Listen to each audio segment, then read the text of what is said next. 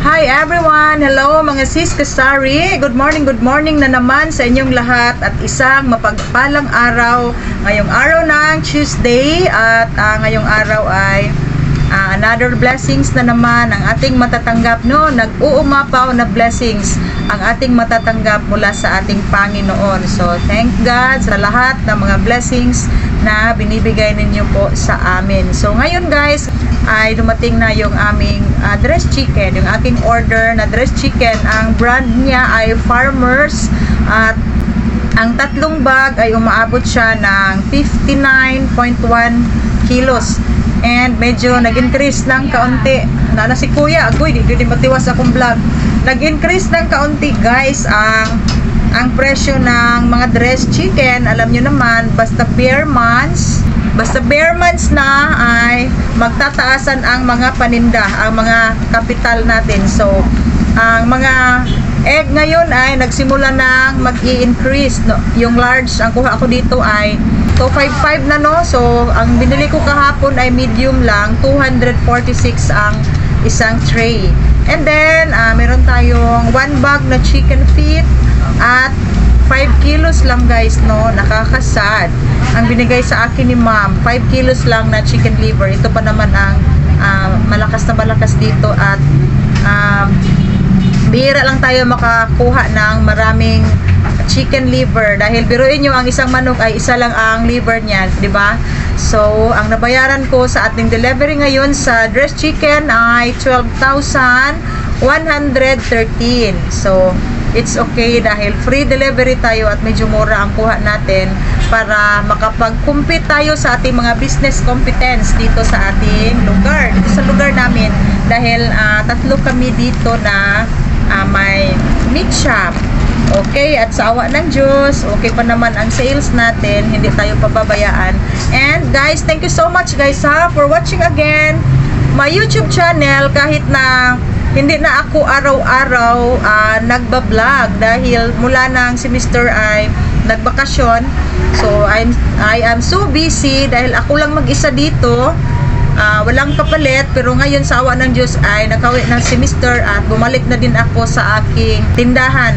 Binuksan ko na uli ang aking sari-sari store sa bahay and thank God, kahit hindi ganong malakas, at least meron tayong income kahit nasa bahay lang tayo. And ngayon ay papaalis kami ni Mr. Mamimili kami ng mantika. Ang mantika ay medyo mahal na naman ngayon. Ang coconut oil ay 93 yata ang puhunan natin. So guys, ipapakita ko sa inyo ang aking dressed chicken and nandito na ang aking anak. And then 3 PM ay may klase siya. So kami ay magmamadali ni Mr. ngayon. And kahapon yung mga kaganapan natin ay meron tayong delivery sa Selecta Ice Cream, pork carcass, and then mga kaunti lang, mga egg. Yun yung mga cash out natin kahapon na mga stocks na binabayaran ko. Okay, so guys, ito ang aking tatlong bag na dressed chicken. Farmers ang brand niya. So dito, ito ay dalawang bag, 59.1 kilos ito lahat. So very fresh kasi kahapon pa ito kinakatay and then galing sa planta ay dumiretso dito, dinideliver sa ating meat shop. Okay, so ito mga oversize ito guys. Yan, nasa 1.3, 1.4 siguro ang timbang niya kasi pag oversize medyo mura ang ating kapital. Pag premium, yan yung mga 1.1, 1.2 kilos, medyo mahal yun siya. Okay, at ito ang sinasabi ko sa inyo, 5 kilo lang ang binigay niya sa akin na chicken liver. Ang ating order ay 2 bag. So sa 2 bag dapat 20 kilos yan siya. And then isang bag lang din ang ating dressed chicken. So okay na, not bad. At least may stocks tayo. So pagpasensyahan nyo lang guys ang aking mga box dahil lumang-luma na yan siya. Ito, at ito ay ipapasok ni IC and ni Marisa sa ating freezer ngayon. So dapat naka-freezer ito guys para hindi siya mamumutla kaagad. And pag nasa freezer kasi ito and hindi pa siya ma-frozen, very fresh pa rin siyang tingnan. Fresh na fresh. Okay, at ito yung aking mga ice cream. Diyan muna yan siya sa gilid. Mamaya usbo na pud ni. Amo na pud ning ipaatubang ang freezer. And then nag-request ako kay Sir Oteps sa Happy Store. Gusto ko papalitan itong aking freezer kasi yan guys, na-scratch ang kaniyang pintura at pangit siyang tingnan. So sabi ko kay Sir, palitan niya ng bagong freezers. And then meron na daw siyang nare-request na freezer. Sabi ko, apilan ko. Ingon ko, apilan jud ko. Okay, luto na tatay. And si Busing ay andyan na sa labas. Naghihintay na si Busing sa akin. At yung mga estudyante ay nagsilabasan na ang mga estudyante. Okay, Day. Itimbang sa ninyo ni Day. Na ako'y kuhan dito. Inistagan ninyo, ha? Tapos kaning ice. Kaning mga ice niya, guys ba? Okay, gwapo kayo. Oh, murag crystals. So, kani ako pa ni siyang magamit. Kay ang uban lang good na ice, pangit. Katong murag siya brown na ang color ba, no? Kani siya, Day. Butang ninyo sa cellophane, ha? Okay, pwede pa ni siya magamit na to.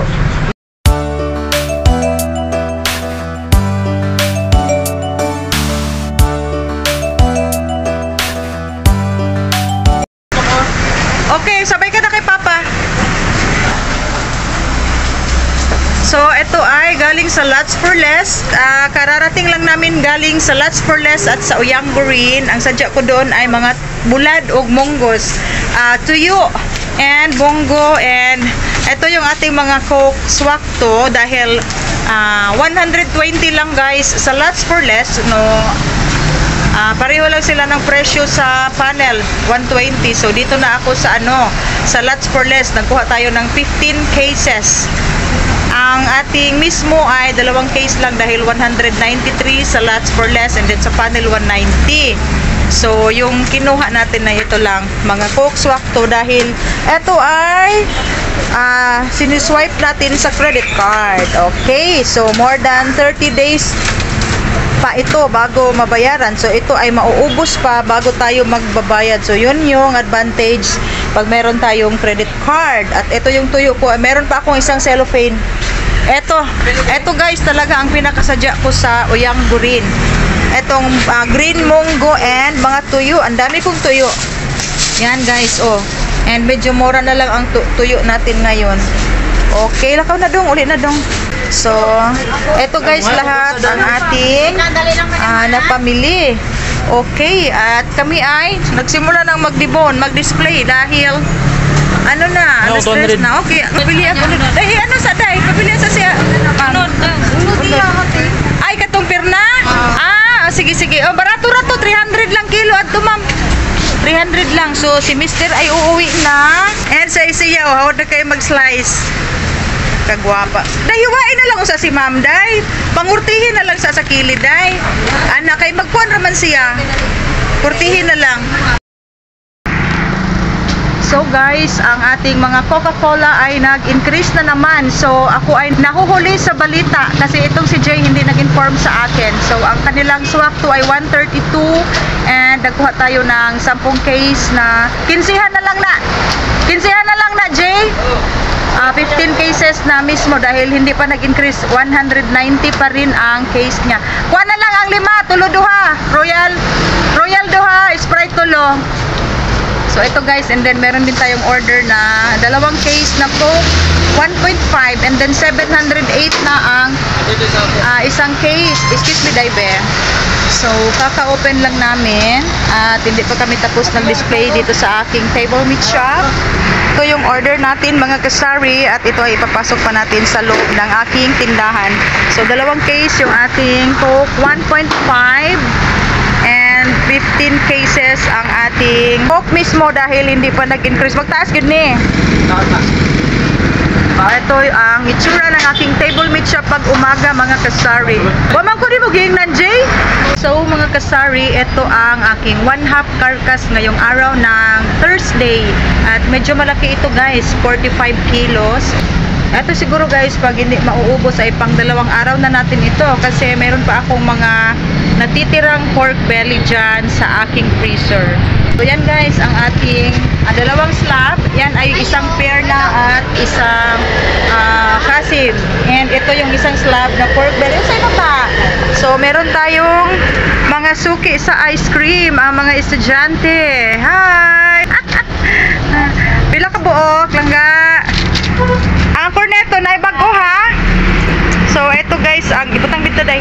So, ito guys, ito yung mga customer. Yan yung mga customer ko dahil naglalabasan na ang mga estudyante. 12 noon na. 12 noon. So, yung iba ay dumiretso dito dahil itong aking mga corneto ay ano lang guys, 20 pesos. So, sa 20 pesos, meron na tayong 25% na tubo dito. So, hindi na ako nag-add pa at sinunod ko na lang yung kanilang SRP. Dahil dyan sa 7-Eleven ay 25 pesos ang kanilang corneto. So, dito sa akin, napakalakas. Minsan may customers tayo na bibili ng 5 piraso, 3 piraso kasi 20 pesos lang. And ito yung ating mga 1.3 liters and 750. Yan. At ang mabenta talaga itong ating corneto na tag 20 pesos and itong watermelon slice. Okay. At ako ay nagre-repack din ng tuyo. Eto guys, i-repack ko pa ito at ang mahal-mahal ng kilo ng tuyo na ito. Ayan guys, worth 258 and then ang kilo niya ay 300 pesos, no? Mas mahal pa sa ating dressed chicken. And then meron po tayo dito guys, ito ay tapos ko nang na-repack itong haul-haul. 5 piraso, 15 pesos and then yung ating solid. Kung sa Bisaya, ito ay tinatawag namin pinikas. So, 18 pesos each dahil mahal ito, 280 per kilo. And then, meron din akong danggit, guys. Kaunti lang, yan. Try lang ako. Okay. Okay guys, nandito na naman si Virginia. At eto, nag-check na naman tayo dahil ngayon ay araw ng Thursday. At eto ang ating order worth 6,000 pesos. Isa na lang, chicken loaf. 5, 10 lang yan. Ay, 20 ang chicken loaf na puno. Against the light ba? Ay, ano lang sa ako? 15, 20, 19. Okay, 20. Okay, bato na. Pwede na yan. 10, 20. Okay.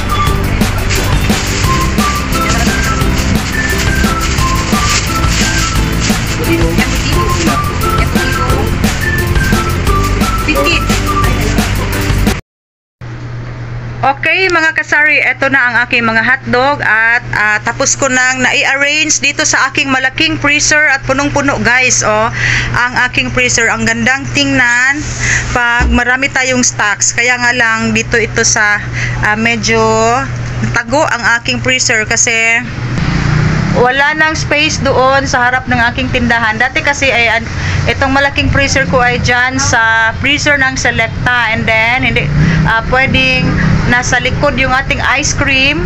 So yung ice cream na lang ang nasa harap and then ito ay nasa likod ng chiller ko. So ito guys, ang aking mga stocks.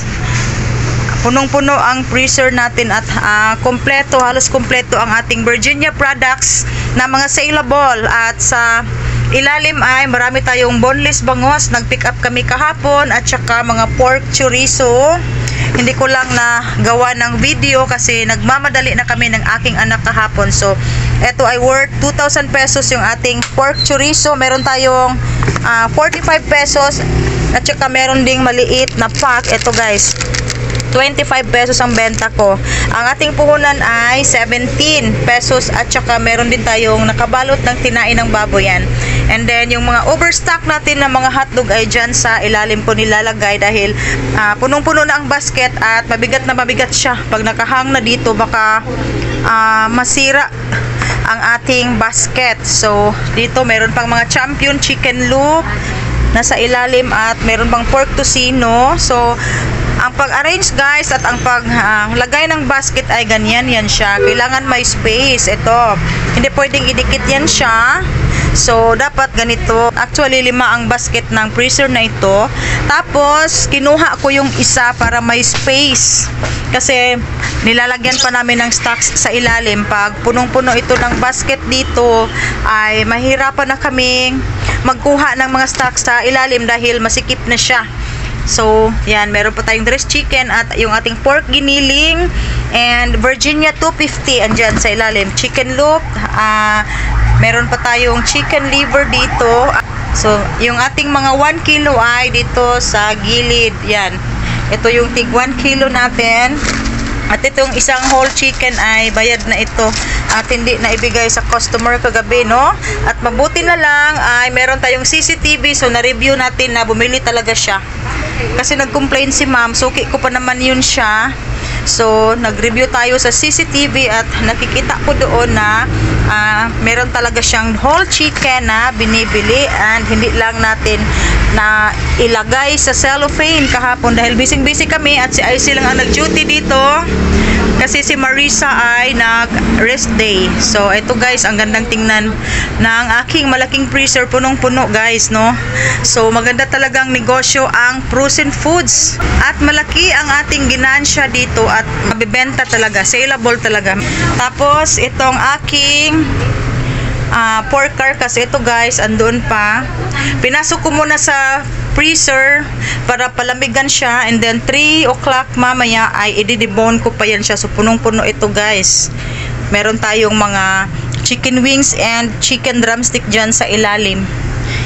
Yan, meron pa tayong chicken feet at meron akong order na 2 bag na chicken feet ngayon. Ipipick up na lang ni Mr. Okay.